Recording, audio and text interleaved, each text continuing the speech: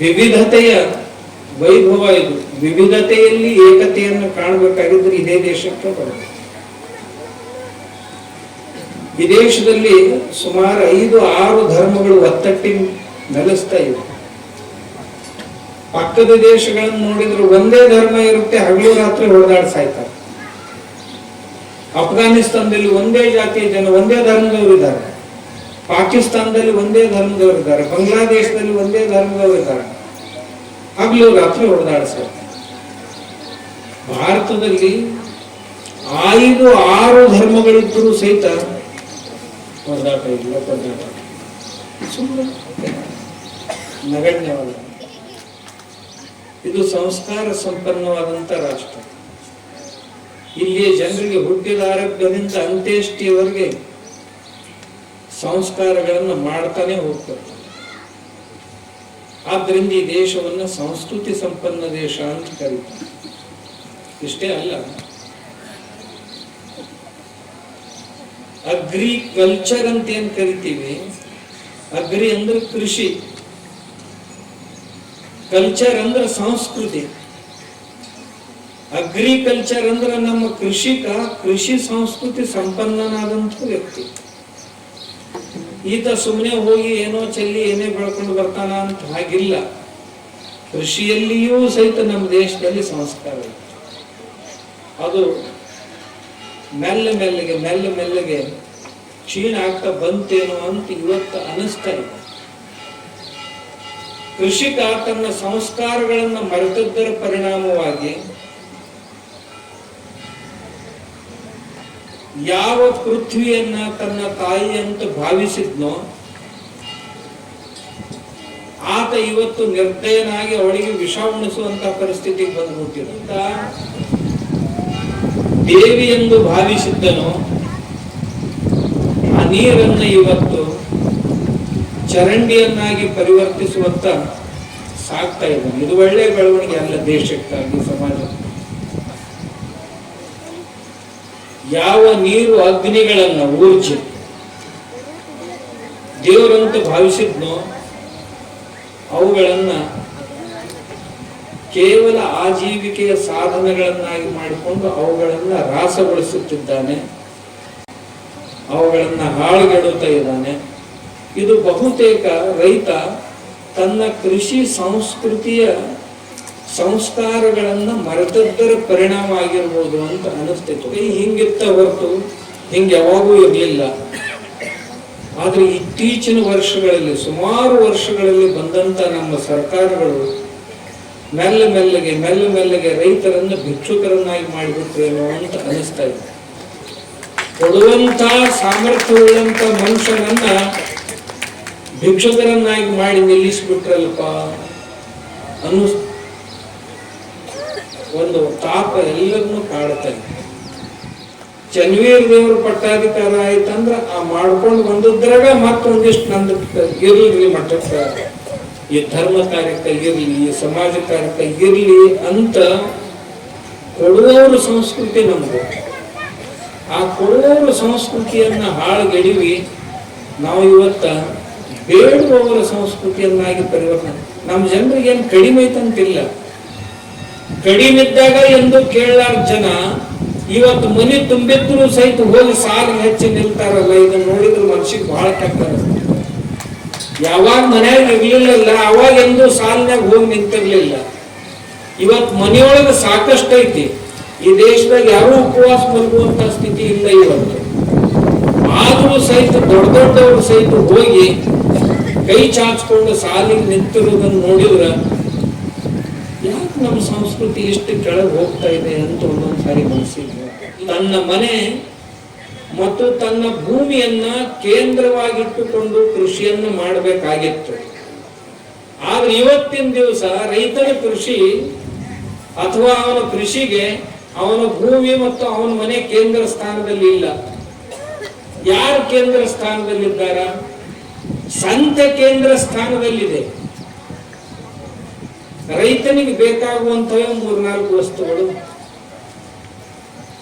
ಒಂದು, ರೈತನ ಹೊಲಕ್ಕೆ ಗೊಬ್ಬರ ಬೇಕು. ಗೊಬ್ಬರ ಎಲ್ಲಿಂದ ಬರಬೇಕು?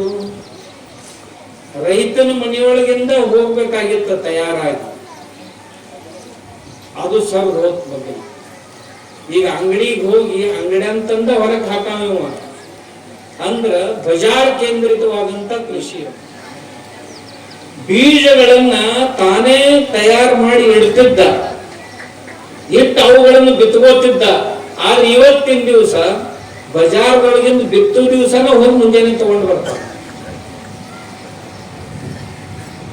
ಅಂದ್ರೆ ಇವನು ಮನೆಯಿಂದ ಇವನು ಹೊಲದಿಂದ ಹೋಗ್ಬೇಕಾದಂತ ಬೀಜಗಳು ಬಜಾರ್ದಿಂದ ಬಂದು ಬಜಾರ್ ಕೇಂದ್ರಿತ ಆಗ್ಬೇಕು.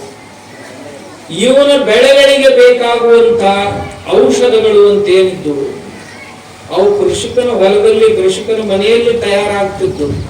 ಬೂದಿ ಸಿಂಪಡಿಸ್ತಿದ್ದ, ಸುಣ್ಣ ಸಿಂಪಡಿಸ್ತಿದ್ದ, ಹಿಂಗು ಸಿಂಪಡಿಸ್ತಿದ್ದ, ಹಿಂಗು ಇನ್ನೇನೇನೇನೇನನ್ನೋ ಸಿಂಪಡಿಸ್ತಾ ಇದ್ದ. ಆಮೇಲೆ ಸ್ವಲ್ಪ ಸಂಯಮ ಇಟ್ಕೊಂತಿದ್ದ. ಅಷ್ಟರೊಳಗೆ ಮಿತ್ರ ಕೀಟಗಳು ತಯಾರಾಗ್ತಿದ್ದು, ಅವೆಲ್ಲವನ್ನು ಶತ್ರು ಕೀಟಗಳನ್ನು ತಿಂದು ಹಾಕ್ತಿದ್ದ. ಆದ್ರೆ ಇವತ್ತು ರೈತ ತಕ್ಷಣ ಮಾರುಕಟ್ಟೆಗೆ ಹೋದವನೇ ಔಷಧ ತಂದ. ಅಂದ್ರ ಇವನ ಔಷಧವೂ ಸಹಿತ ಗೃಹ ಕೇಂದ್ರಿತ ಅಲ್ಲ, ಈ ಮಾರುಕಟ್ಟೆ ಕೇಂದ್ರಿತ. ಆನಂತರ ಇವನಿಗೆ ಬೇಕಾಗುವಂತ ಯಂತ್ರ ಸಾಮಗ್ರಿಗಳು ಮನೆಯಲ್ಲೇ ತಯಾರು ಮಾಡಿಕೊಳ್ತಿದ್ದ. ಎತ್ತುಗಳನ್ನ ಕೇಂದ್ರವಾಗಿಟ್ಟುಕೊಂಡು, ಹಸುವನ್ನ ಕೇಂದ್ರವಾಗಿಟ್ಟುಕೊಂಡು ಮನೆಯಲ್ಲಿ ಎಲ್ಲವನ್ನೂ ತಯಾರಿಸ್ತಾ ಇದ್ದ. ಆದ್ರೆ ಇವತ್ತಿನ ದಿವಸ ಯಂತ್ರಗಳನ್ನ ಅವಲಂಬಿಸಿ, ಆ ಯಂತ್ರಗಳನ್ನ ಬ್ಯಾಂಕಿನ ಮೂಲಕ ಖರೀದಿಸಿ, ಬ್ಯಾಂಕಿನವರು ವಸೂಲಿಗೆ ಬಂದ್ರು ಅಂದ್ರೆ ಮುಖ ತಪ್ಪಿಸ್ಕೊಂಡು ಓಡಿ ಹೋಗುವಂತ ಸ್ಥಿತಿ ರೈತನಿಗೆ ಬಂತು. ಇವನ ಸಾಲ ತಗೊಂಡಾನ, ಆದ್ರೆ ಮಾರಿ ತಪ್ಪಿಸ್ಕೊಂಡು ಅಡ್ಡಾಡುವಂತ ಸ್ಥಿತಿ ರೈತನಿಗೆ ಬಂತಲ್ಲ. ಯಾರು ತಂದ್ಕೊಟ್ಟಿದ್ದು? ಅರ್ಧ ಎಕರೆಕ, 2 ಎಕರೆಕ, 3 ಎಕರೆಕ ಒಂದು ಟ್ರ್ಯಾಕ್ಟರ್ ಸಾಕಾಕತ್ತಿದ್ರು. ಟ್ರ್ಯಾಕ್ಟರ್ ಕೆಲಸ ಇರದೇ ಇರ್ಲಿ, ಬಡ್ಡಿ ಕಂತು ಇವು ತುಂಬ್ಕೊಂತನ ಹೋಗ್ಬೋದು. ಅಂದ್ರೆ ಮಾರುಕಟ್ಟೆ ಕೇಂದ್ರಿತ. ಇಷ್ಟೇ ಅಲ್ರಿ, ಮುಂದೆಂದು ಹೇಳ್ತೇನೆ. ಇಷ್ಟೆಲ್ಲ ಆಗಿ ನೀಗ್ಲಿಲ್ಲ ಅಂತಂದ್ರೆ ಸಾಯೋ ಪರಿಸ್ಥಿತಿ ಬಂತು ಅಂದ್ರೆ ಔಷಧನು ಹೊರಗಿಂದನೂ ತಂದು ಕುಡಿಬೇಕು ಇವ ಅಂಗಡಿಯಾಗಿಂದ. ಅದು ಮಾರುಕಟ್ಟೆ ಕೇಂದ್ರಿತನ, ಅದು ಸಹಿತ ಮನೆಯಾಗಿಲ್ಲ. ಮತ್ತೆ ಊರ್ಲಿ ಹಾಕೋಬೇಕಂತ ಹಗ್ಗ ಹುಡುಕಾಡಕ್ ಹೋದ್ರೆ ಇವನ್ ಮನೆಯಾಗ ಹಗ್ಗ ತಯಾರಾಗಂಗಿಲ್ಲ, ಅದನ್ನು ಮಾರುಕಟ್ಟೆಯಿಂದನೇ ತರಬೇಕು. ಎಷ್ಟು ಪರಾವಲಂಬಿ ಆದ ರೈತ ಅಂದ್ರೆ ಸಾಯೋದಕ್ ಬದುಕೋದಕ್ಕಲ್ಲ, ಬದುಕೋದಕ್ಕಂತೂ ಪರಾವಲಂಬಿ ಆದ, ಸಾಯೋದಕ್ಕೂ ಸಹಿತ ಪರಾವಲಂಬಿ ಆಯ್ತು. ಇನ್ನು ನೋಡ್ರಿ, 60ರ ದಶಕದ ನಂತರ ಹಾಕಬಾರದಷ್ಟು ವಿಷವನ್ನು ಭೂಮಿಗೆ ಹಾಕಿ ಹಾಳು ಮಾಡಿದ. ನಾವಂತೂ ರೈತರಿಗೆ ಅದೇ ರೀ, ಎಷ್ಟ್ ಮಂದಿ ಅದೀರಿ? ಕೈ ಎತ್ತಿದ್ರಂದ್ರೆ ಬಹಳ ಕಠಿಣ ಆಗಿತ್ತು. ನಾ ಮುಂದೆ ಇಂತ ಕೇಳವಾತೀನಿ, ನೀವೆಲ್ಲ ಕೈ ಎತ್ತೀರಿ, ಹೌದಾ? ನಾ ಕೇಳ್ತೀನಿ ಈಗ ನಿಮ್ಗ, ಒಂದು ಮುಟ್ಟಿಗೆ ಯೂರಿಯಾ ಗೊಬ್ಬರ ಕೊಡ್ತೀನಿ, ಎಷ್ಟ್ ಮಂದಿ ರೈತರು ತಿನ್ನೋರ ಕೈ ಎತ್ತ. ನಾವೊಂದು ಮುಟ್ಟಿಗೆ ನೀವೆಲ್ಲ ರೈತರು ಹೌದಿಲ್ಲ? ನಿಮ್ ಹೊಲಕ್ಕೆ ಯೂರಿಯಾ ಹಾಕ್ತಿರ ಹೌದಿಲ್ಲ? ನಾವೊಂದು ಮುಟ್ಟಿಗೆ ನೆನಪು ಕೊಡ್ತೀನಿ, ಹೊಲಕ್ಕೆ ಚೀಲಗಟ್ಲೆ ಹಾಕ್ತಿದ್ವಿ, ಅಕೊಲೆ 4 ಕ್ವಿಂಟಲ್ ಹಾಕ್ತಿವಿ. ಕೈ ಹತ್ರಿ, ಒಬ್ಬರು ಇಲ್ಲ. ನೀವಾದ್ರೆ ಬದುಕಬೇಕಂತೀರಿ, ಮಂದಿನಾದ್ರೆ ಕೊಲ್ಲಬೇಕಂತೀರಿ. ಇದೆಂತ ರೈತನ ಕೆಲಸ ರೀ? ಅಲ್ರಿ, ನಿಮ್ಗೆ ಹೇಳಂಗ ನಾನು ಎಷ್ಟು ಯೂರಿಯಾ ತಿಂದು ನೋಡ್ರಿ ಉಳಿತೀರಿ ನೀವು. 70 ಕಿಲೋ 80 ಕಿಲೋ ತೂಕ ಐತಿ ನಿಮ್ಮದು. ನಿಮಗೊಂದು ಮುಟ್ಟಿಗೆ ಯೂರಿಯಾ ತಡ್ಕೊಳಕ್ ಆಗೋದಿಲ್ಲ. ಆದ್ರೆ ಕಣ್ಣಿಗೆ ಕಾಣುವಂತ ಸಣ್ಣ ಸಣ್ಣ ಜೀವಗಳು ಚಟಪಟ ಒದ್ದಾಡ್ತಾವಂತಿರು, ಏನು ಬಹಳ ಖುಷಿಯಿಂದ ಬದುಕ್ತಾವಂತಿರು ಮಣ್ಣಾಗ. ಖರೇನೆ ಹೇಳ್ರಿ ನೀವು, 1 ಗ್ರಾಮಿನೊಳಗೆ 400-500 ಕೋಟಿ ಇರುವಂತ ಸಣ್ಣ ಜೀವಗಳು,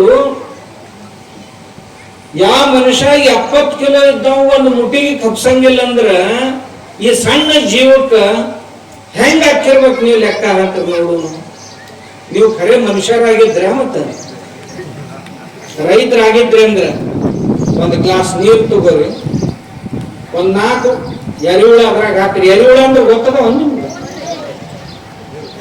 ಎಷ್ಟು ಮಂದಿ ನೋಡಿರಿ ಎರೆಹುಳುಗಳನ್ನ? ಎಷ್ಟು ಮಂದಿಯಾಗ ಒಂದ್ 20-25 ಮಂದಿ ಎರೆಹುಳ ನೋಡ್ಯಾರ. ಇವರೆಲ್ಲ ರೈತರ ಮಕ್ಕಳು. ಯಾಗಿರೋ ಕೋಡ್ ಹಾಕ್ಬೇಕು ನಿಮ್ಗೆಲ್ಲ. ಒಂದು ಗ್ಲಾಸ್ ನೀರ್ ತಗೋರಿ, 4 ಎರೆಹುಳ ಬಿಡ್ರಿ, ಅದ್ರೊಳಗ ಬಿಟ್ಟು 4 ಕಾಳು ಯೂರಿಯಾ ಅದ್ರಾಗ ಹಾಕ್ರಿ. ಬಹಳ ಬೇಡ, 4 ಕಣ ಯೂರಿಯಾದು, 4 ಕಾಳುಗಳನ್ನ ಯೂರಿಯಾದು ಅದ್ರಾಗ ನೀರಾಗ ಹಾಕ್ರಿ. 4 ನಿಮಿಷದ ಒಳಗೆ ಅವು ಸಾಯ್ಲಿಲ್ಲ ಅಂದ್ರೆ ನನ್ನ ಹತ್ರ ಚಟಪಟ ಒದ್ದಾಡಿ 4 ಹುಳುಗಳು ಸತ್ತು ಹೋಗ್ತವೆ. ಆದ್ರ ಯಾವ ಎರೆಹುಳುಗಳು ವರ್ಮೀಸ್ ಅಂತ ಕರಿತೀವಿ ನಾವು, ನಮ್ಮ ಭೂಮಿಯನ್ನು ಉಳಿಸಿದ್ದು 3 ಪ್ರಕಾರದ ಎರೆಹುಳುಗಳು. ನೇರವಾಗಿ ಹೋಗುವೊಂದು, ಕೆಲವೊಂದು ಬೇರೆ, ಅಡ್ಡ ತಿಡ್ಡ ತಿರುಗಾಡು ಬೇರೆ, ಮ್ಯಾಲಿನ ಮೇಲೆ ಇವರು ಬೇರೆ, ಕೆಳಗೆ ಹೋಗ್ಲಾರ್ದಂತ. ನಿಜವಾದ ವ್ಯವಸಾಯ ಮಾಡೋರು ಯಾರು ಅಂತಂದ್ರೆ ಅವರು. ನಿನಗೆ ಎಷ್ಟು ಬೇಕಪ್ಪ? ಗೇಣು ಮಣ್ಣು ಬೇಕು. ಗೇಣಿನ ಕೆಳಗೆ ನಿಮ್ಗೆ ಯಾವ ಬೆಳೆಗಳ ಬೇರುಗಳು ಗೇಣಿನ ಕೆಳಗೆ ಹೋಗುವುದಿಲ್ಲ. ಆದ್ರೂ ಮೊಳಕಾಲ್ ಮಠ ನೇಗಿಲಿ ಇಳಿಸ್ತಿದ್. ಯಾಕೆ ಇಳಿಸ್ತಿದ್ ನನಗೆ ಗೊತ್ತಿಲ್ಲ. ನಿನಗೇನ್ ಅವ್ರ ಮನೆ ಹಾಳು ಮಾಡಕ್ಕ.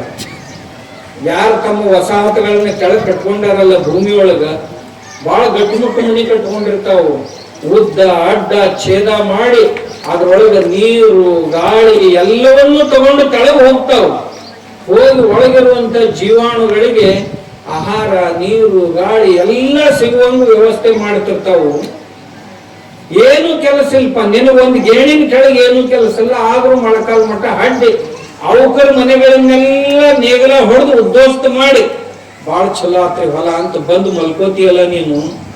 1000 ಜನ್ಮದೊಳಗೂ ನಿನ್ನ ಕ್ಷಮ ಮಾಡಬಾರ್ದು. ಅವ್ರು ಯಾರ ಮನೆ ನೀ ಕೆಡಿ ಹಾಳು ಮಾಡಿ ಬಂದಿಲ್ಲ ಅವರು. ಆದ್ರೆ ಅವ್ರ ಮನಿನ ಉದ್ಯೋಸ್ತ ಮಾಡಿದ್ರಿ, ಅವ್ರ ವಸಾಹತನ್ನ ಉದ್ಯೋಸ್ತ ಮಾಡಿದ್ರಿ. ಅದರಿಂದ ಏನೂ ಲಾಭ ಇಲ್ಲ ನಮಗ. ನಮಗ್ ಗೊತ್ತಿಲ್ಲ ಅವ್ರ ಕೆಳಗದಾರ, ಅವ್ರ ಮನಿ ಹಾಳು ಮಾಡಾಕತ್ತೀವಿ ಅನ್ನೋದೇ ನಮಗ್ ಬಹಳ ಮಂದಿಗೆ ಗೊತ್ತಿಲ್ಲ. ನಮಗದ್ರ ಅವಶ್ಯಕತೆನೂ ಇಲ್ಲ. 7-8 ಇಂಚಿನ ಕೆಳಗ ಬೇಸಾಯ ಮಾಡೋ ಅವಶ್ಯಕತೆ ಯಾವ ರೈತನಿಗೂ ಇಲ್ಲ. ಯಾವನೊಬ್ಬ ಶಾಣೆ ಬಂದು ಹೇಳ್ತಾನೆ, ಇವ ಹಾಕ್ತಾನೆ, ಹಾಕಿ ಅವರು ಜೀವನ ಹಾಳು. ಅಲ್ರಿ, ರೈತನ ಆಸ್ತಿ ಅಂದ್ರೆ ಯಾರು? ರೈತನ ಆಸ್ತಿ ಅಂದ್ರೆ ಜೀವಾಣುಗಳು, ಸೂಕ್ಷ್ಮ ಜೀವಾಣುಗಳು. ಅವು ಎಷ್ಟು ಸಾವಿರ ಪ್ರಕಾರದ ಜೀವಾಣುಗಳು ಭೂಮಿಯೊಳಗದ. ನಿನಗೆ ಯೂರಿಯಾ ಬೇಕು, ತಕ್ಷಣ ಎದ್ದು ಬಿಡ್ತಾವ. ಅವೆಲ್ಲ ಜೀವಾಣುಗಳಲ್ಲಿ 2 ಪ್ರಕಾರ, ಸವಾತೀಯ ಜೀವಾಣುಗಳು, ಅವಾತೀಯ. ಅವನ್ನ ನೀನು ಯೂರಿಯಾ, DAP, ಸೂಪರ್ ಫಾಸ್ಫೇಟ್ ಏನೇನು ಹಾಕಿ ಹಗಲು ರಾತ್ರಿ ಕೊಲ್ಲು ಕೆಲಸ ಮಾಡ್ತೀವಿ.